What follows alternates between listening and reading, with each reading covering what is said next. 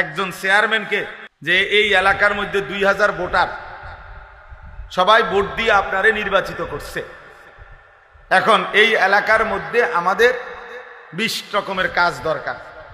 কিছু লোক দরকার রিক্সা চালাবে, কিছু লোক দরকার যারা দোকানদারি করবে, কিছু লোক দরকার যারা টয়লেট বাথরুম সাফ করবে, কিছু লোক দরকার যারা জুতা ছিলাবে, কিছু লোক দরকার যারা অফিস আদালত করবে, কিছু লোক দরকার যারা শিক্ষা প্রতিষ্ঠান চালাবে। এখন আমনে চেয়ারম্যান, আমনে ভাগ করে দেন কে কোনটা করত। রিক্সা চালাইতো কে আর জুতা সিলাইতো কে, আমনে ঠিক করে দেন। তো চেয়ারম্যান যদি এটা ঠিক করতে বসে তো যার নামে প্রথম লিখবে যে তুমি রিক্সা চালাইবা, এতে কি বলবো কি আমি কি ভোট অর্ধেক দিছি বেটা, আমার পয়লা রিক্সাটা আমার কান্দে দিলা, আমার একটা প্রাইভেট কার দিতে না।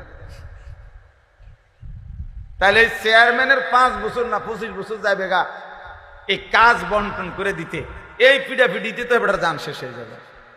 এলেমবিহীন আমল ভুলে ভরা। হাসরের ময়দানে গিয়ে দেখবেন কোনোটার কান নাই, কোনোটার হাত নাই, কোনোটার পাও নাই, কড়ি ভাঙ্গা, ঠ্যাং ভাঙ্গা, মাথা ভাঙ্গা। তার মানে আমল তো করছেন, আপনি তো মনে করছেন আপনি 5 ওয়াক্ত নামাজ পড়ছেন, কিন্তু কোনোটার রুকু হয় নাই, কোনোটার সেজদা হয় নাই, কোনোটার ওযু ঠিক মতো হয় নাই, ফলে যথাযথ নেকি অর্জন হয় নাই, অর্জন হয় নাই। এই জন্য ইলম জরুরি, ইলম জরুরি। আল্লাহ পাক রব্বুল আলামিন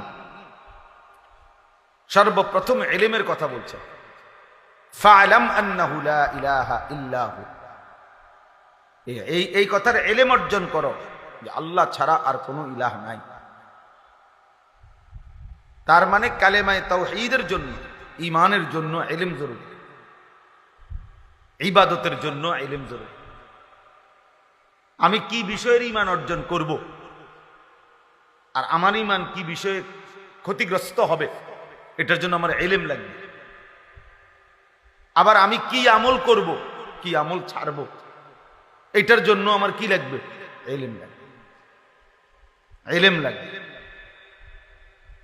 এজন্য আমার শায়েখ আল্লামা মুফতি মুশতাকুন নবী কাসিমি হুজুর বলে যে 4টা জিনিস খুব জরুরি। 1 নাম্বার হলো ইলম, 2 নাম্বার হলো ঈমান, 4 নাম্বার হলো আমল, 5 নাম্বার হলো তাকওয়া। 1 নাম্বার হলো ঈমান, লা ইলাহা ইল্লাল্লাহ মুহাম্মাদুর রাসূলুল্লাহ। এটা পূর্ণ বুঝে নেওয়া, শিখে নেওয়া, জেনে নেওয়া। এই শুধু লাইন এটা পড়তে পারার নাম যথেষ্ট না। তো প্রথম হলো ইলম, মানে আমার কি বিষয়ের উপরে ঈমান আনতে হবে, আমাকে কি কি আমল করতে হবে এটা পূর্ণ জানা। এরপরে হলো ঈমান, এরপরে হলো আমল, আমার উপরে আল্লাহর হুকুম কি কি, নিষেধ কি কি। আর এরপরে হলো তাকওয়া, নিজেকে শতভাগ গুনাহ থেকে বাঁচিয়ে রাখা। তো হুজুর খুব সুন্দর উদাহরণ দেয়। একটা গাড়ির মৌলিক এই 4টা জিনিস। 1 নাম্বার হলো হেডলাইট, 2 নাম্বার হলো ইঞ্জিন, 3 নাম্বার হলো বডি, 4 নাম্বার হলো ব্রেক। তো হুজুর বলে যে ইলম হলো লাইটের মতো, ঈমান হলো ইঞ্জিনের মতো, আমল হলো বডির মতো, গাড়ির বডি, আর তাকওয়া গুনাহ থেকে বেঁচে থাকা এটা হলো ব্রেক। তো যখন লাইট, ইঞ্জিন, বডি, ব্রেক ঠিক থাকবে, এবার ড্রাইভার যদি মজবুত হয় তো এই গাড়ি গন্তব্যে পৌঁছবে। তো ঠিক ইলম, ঈমান, আমল, তাকওয়া এই 4 জিনিস যে ঠিক রাখবে তার জিন্দেগির গাড়ি জান্নাতে চলে যাবে। এজন্য ইসলামের এই জ্ঞান, কোরআন সুন্নাহর ইলম, আপনারা এটাকে মামুলি মনে করেন না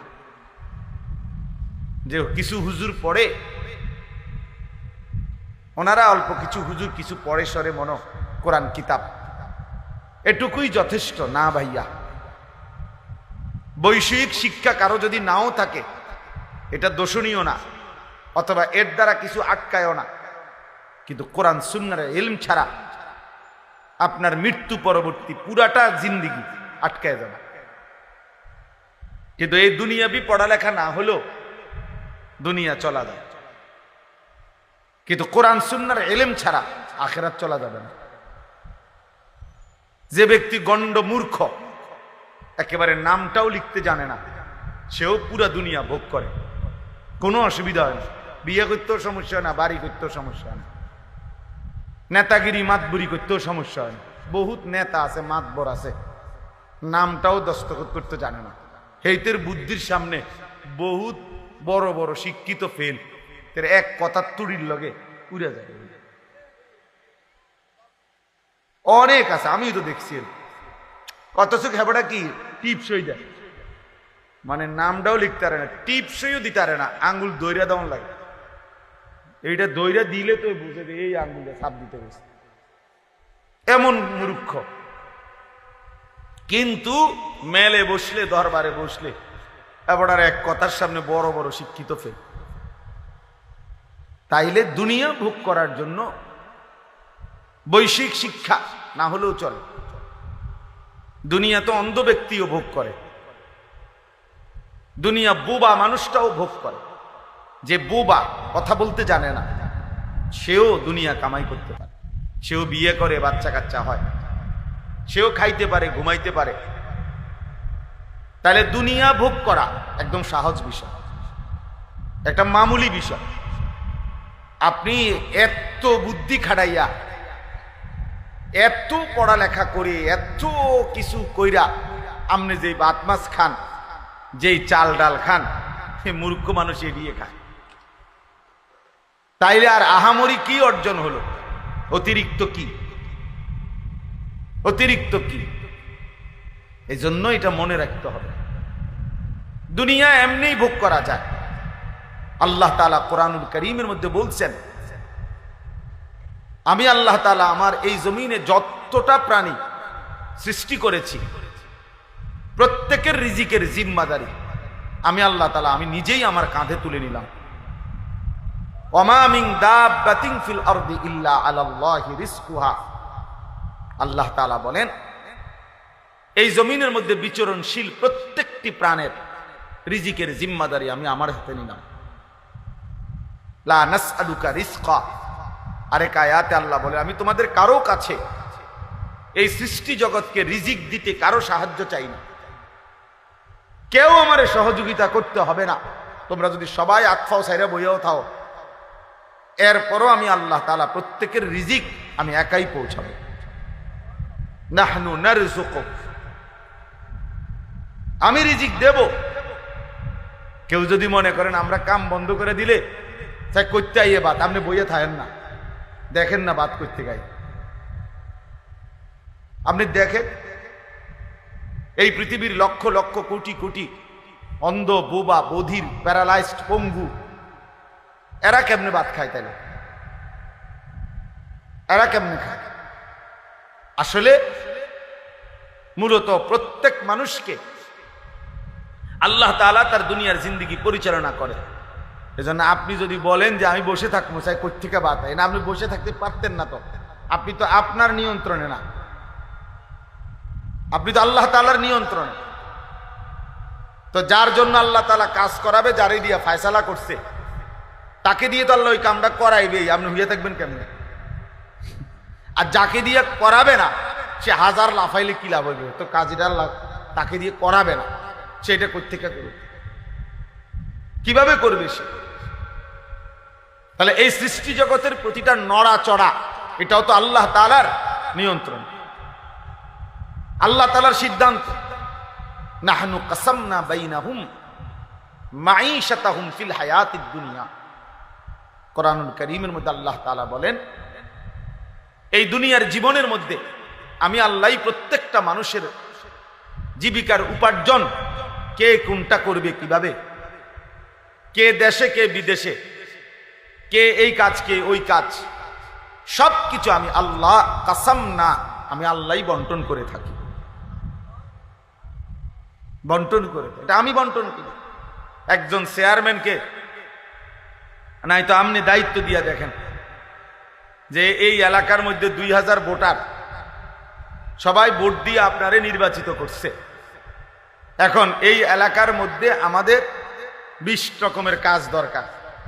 কিছু লোক দরকার রিক্সা চালাবে, কিছু লোক দরকার যারা দোকানদারি করবে, কিছু লোক দরকার যারা টয়লেট বাথরুম সাফ করবে, কিছু লোক দরকার যারা জুতা ছিলাবে, কিছু লোক দরকার যারা অফিস আদালত করবে, কিছু লোক দরকার যারা শিক্ষা প্রতিষ্ঠান চালাবে। এখন আমনে চেয়ারম্যান, আমনে ভাগ করে দেন কে কোনটা করত। রিক্সা চালাইতো কে আর জুতা সিলাইতো কে, আমনে ঠিক করে দেন। তো চেয়ারম্যান যদি এটা ঠিক করতে বসে তো যার নামে প্রথম লিখবে যে তুমি রিক্সা চালাইবা, এতে কি বলবো কি আমি কি ভোট অর্ধেক দিছি বেটা, আমার পয়লা রিক্সাটা আমার কান্দে দিলা, আমার একটা প্রাইভেট কার দিতে না। তাহলে চেয়ারম্যানের 5 বছর না 25 বছর যাবে গা এই কাজ বন্টন করে দিতে, এই পিডাপিডিতে তো এবার যান শেষ হয়ে যাবে। সে কিভাবে সম্ভব? জীবনেও পারবেন, কোনোদিনও পারবেন। বরং আল্লাহই কুদরতি ভাবে প্রত্যেকের কলিজার ভিতরে এক একজনের এক একটা কাজের প্রতি আল্লাহ তাআলা আগ্রহ দিয়া দেয়। ফলে দেখা যায় আপনার কাছে মনে হয় এটা কি পরিমাণ কষ্টের কাজ, আবার ওইটা আমারটারে মনে হয় কি পরিমাণ কষ্টের কাজ। আল্লাহর কুদরত। এজন্য দোস্ত, এই পৃথিবী আল্লাহ তাআলাই পরিচালনা করে, আল্লাহ তাআলাই পরিচালনা করে। আমাদেরকে সৃষ্টি করেছেন আল্লাহ তাআলা, এবং আমাদের সমস্ত নড়াচড়া কর্মকাণ্ড এই পৃথিবীর জাররা জাররা বিন্দু বিন্দু আল্লাহই সৃষ্টি করেছেন, তিনিই পরিচালনা করছেন। অতএব আমার যে কথাটা দিয়ে আমি শুরু করছিলাম, ইলম দরকার, কোরআন সুন্নাহর ইলম দরকার, আমাদের আখিরাতের জন্য ইলম দরকার। দুনিয়া দোস্ত এমনিই চলে যায়, এ দুনিয়া প্রত্যেকেই নির্ধারিত পরিমাণ ভোগ করে। শিক্ষা দীক্ষা সার্টিফিকেট অনেক কিছুই অনেকের কাছে থাকে, কিন্তু উপার্জন বরাবর হয় না। আসল মূল কারণ হলো ওই সার্টিফিকেট আর ওই পড়ালেখা, এর মধ্যে রিজিক না, রিজিক আসমান, রিজিক আল্লাহ তাআলার ফয়সালার উপর। কোরআনুল কারীমের মধ্যে স্পষ্ট আছে, অফিস সামাই রিজকুকুম ওয়া মা তুআদুন। একবার সরাসরি কোরআনের আয়াত। আল্লাহ তাআলা বলেন অফিস সামাই রিজকুকুম, তোমাদের রিজিক আসমানে। সামাউন মানে আসমান, ওই আরশে আজিমের মালিকের কাছে তোমাদের রিজিক, ওই খেতে না, ব্যাংকে না, দোকানে না, বাজারে না, শিক্ষা প্রতিষ্ঠানে না, ফ্যাক্টরিতে না, মেলে না, রিজিক আসমানে।